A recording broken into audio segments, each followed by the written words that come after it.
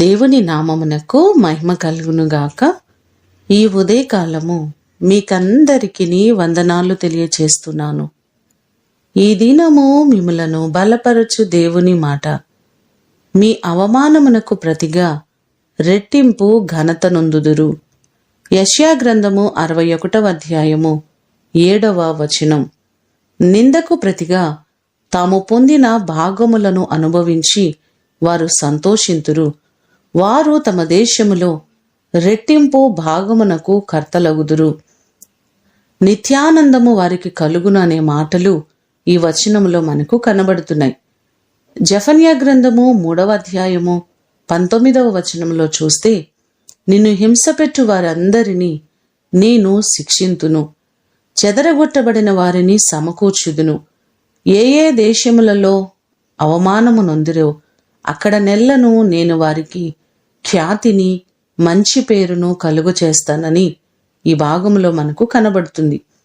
అవమానములను అనుభవిస్తూ అనేక పర్యాయములు నిందించబడుతున్న నా ప్రియ సహోదరి సహోదరుడా, దేవుడు వాగ్దానం చేస్తున్నారు.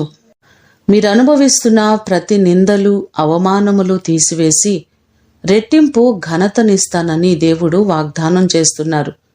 మీరు చేస్తున్న ప్రతి పనిలో దేవుడు ఆశీర్వాదకరమైన పరిస్థితులను అనుగ్రహించి ఆయన మిమ్మలందరినీ ఘనపరచునుగాక. ప్రార్థన చేసుకుందాం. పరలోకమందున్న మా తండ్రి, మీ ప్రశస్తమైన పాదములకు వందనాలు, స్తోత్రాలు ప్రభువా. మాకున్న నిందలను తొలగించే దేవుడవు, అవమానములన్నిటినీ తీసివేసే దేవుడవు ప్రభువా. మా ప్రియులెల్లరినీ జ్ఞాపకం చేసుకోండి.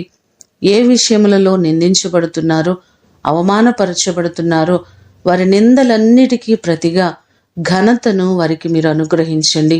నీ కృప చేత ప్రతి వారిని మీరు ఆశీర్వదించండి. అన్ని విధాలుగా ఘనమైన స్థితిలో ప్రతి వారిని మీరు నిలవబెట్టమని యేసు అతి శ్రేష్టమైన నామమున అడిగి వేడుకొని పొందియున్నాము తండ్రి. ఆమేన్. దేవుడు మిమ్ములను దీవించునుగాక.